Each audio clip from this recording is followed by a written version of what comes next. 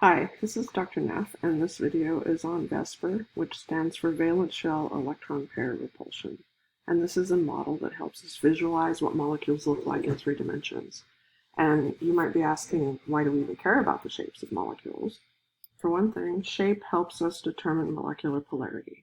This is a property that directly impacts a lot of other molecular properties like melting point, boiling point, and solubility. So we're going to look at how we can figure out the shapes of molecules, and then also in a later video you'll learn about how to determine molecular polarity from those shapes. The idea behind Vesper is that electron groups around a central atom in a molecule will move as far away from each other as possible to minimize repulsion. And this is all just going to be based on geometry. And so we'll talk about the different geometries that we can get.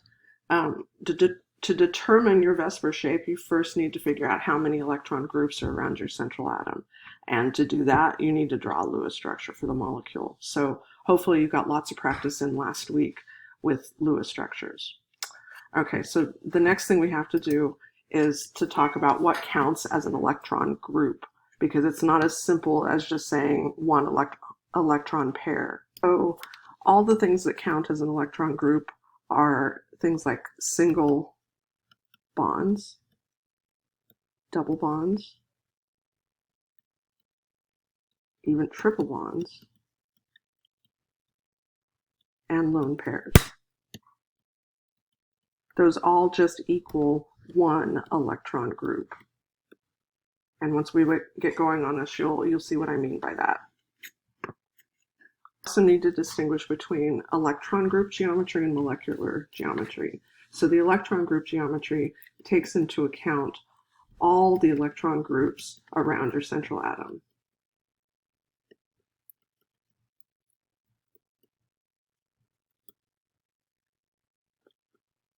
And that means whether they're bonded or not.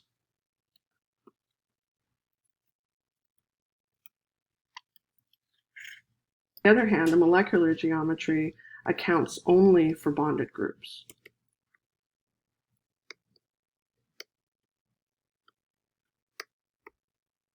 And examples, of course, will help to clarify this. So let's start in on this process. So this table shows you the geometries that you need to know. So on the y-axis, essentially, this table has the number of atoms around your central atom. And then along the x-axis, what's varying is how many of those groups around the central atom happen to be lone pairs or not bonded electrons. Okay, and you can see we get linear, trigonal, planar, and then a bent geometry that branches from that, and then tetrahedral and 2 other geometries that come from tetrahedral, depending on how many lone pairs you have. The first geometry that we'll look at is linear, and this happens when you have 2 electron groups, both bonded around your central atom.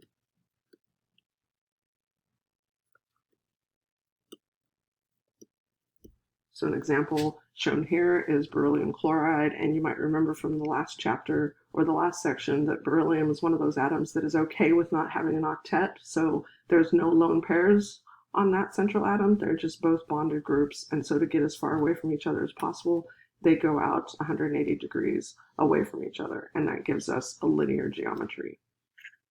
Next situation we can have is 3 electron groups all bonded. And in that case, we end up with a trigonal planar geometry.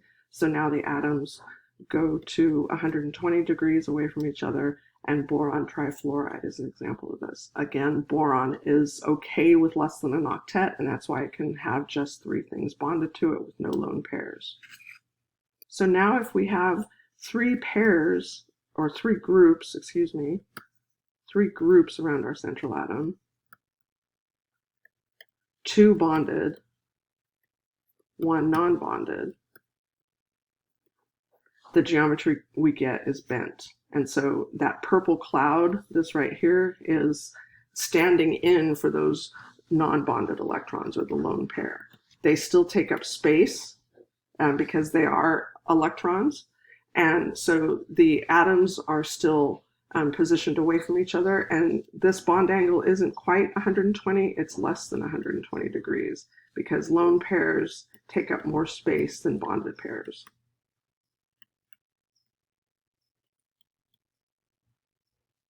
Okay, so an example of this would be the nitrite ion, where its Lewis structure is shown here. You've got the two bonded groups, a double bond and a single bond. Those are both just one bonded group each. And then we have the lone pair. So again, this is a bent shape. We would have 4 electron groups, and the first situation is where they're all bonded to the central atom. Now to move away from each other, they have to move out to 109.5 degrees, and the geometry that we get is tetrahedral. So now this is the first geometry that is not all in one plane. We've moved out into 3 dimensions, and so this 2-dimensional drawing doesn't give you the full feeling for what the shape is.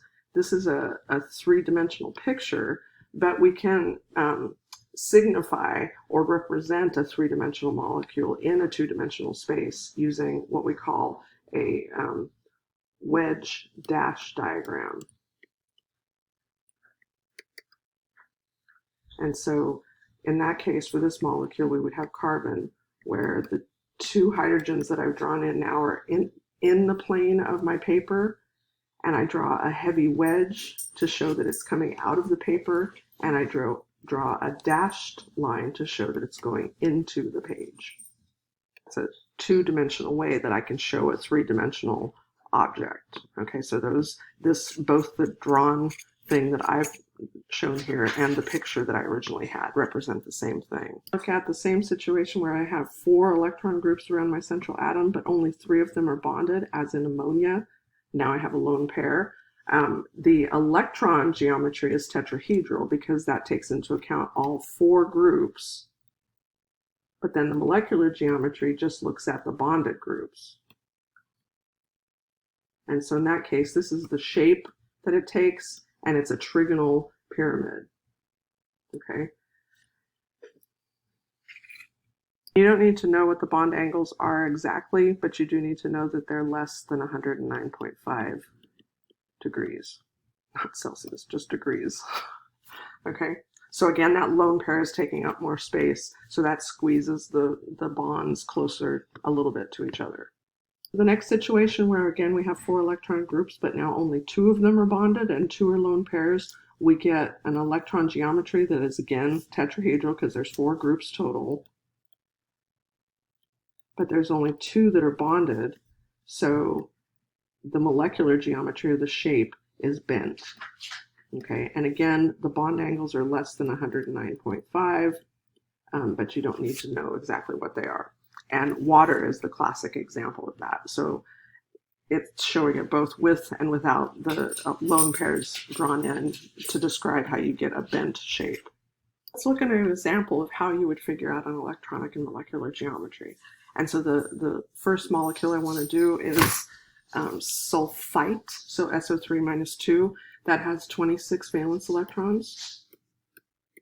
And so remember, you start by putting the less electronegative element in the middle, attaching the other atoms to it with single bonds. So that took 6 electrons, so I have 20 more to account for. And it turns out that the best structure I can get is this one, where those 2 oxygens, lone pairs, the sulfur has a lone pair, there's a double bond to that oxygen, and then 2 lone pairs on that oxygen.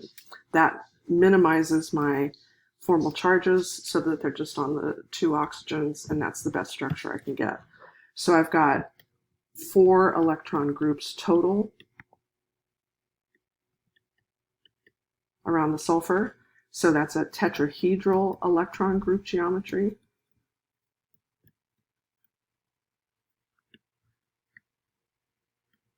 That's taking into account all of the electron groups, whether they're bonded or not. But then my shape, or my molecular geometry, only accounts for the 3 that are bonded.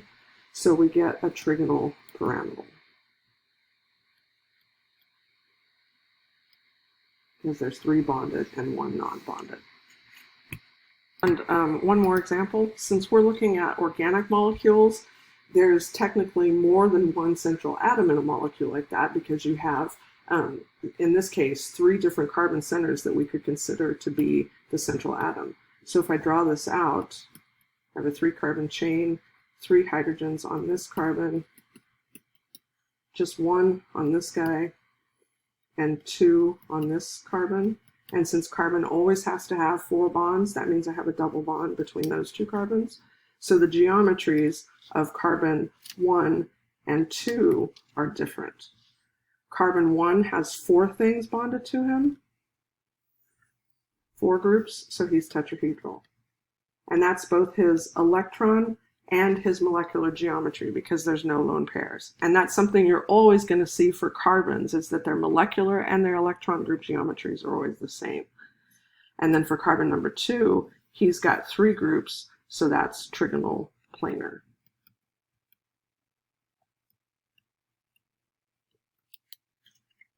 So one last example. Let's look at the alcohol, or the oxygen in this alcohol. So again, if I draw my molecule, I've got 2 carbons. The first one has 3 hydrogens bonded to it. The second one has 2. And then there's also an oxygen bonded to that carbon and a hydrogen.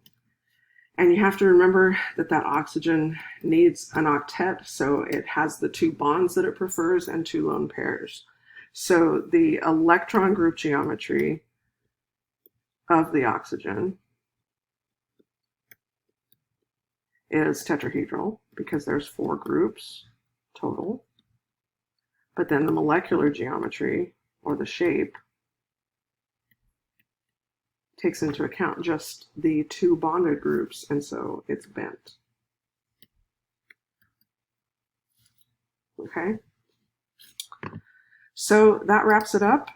Again, here's the table that shows the geometries that you need to know, and I would just work some examples and just think about it in terms of geometry. How do electron groups get as far away from each other as possible, and what shape does that end up giving you? Thanks for watching.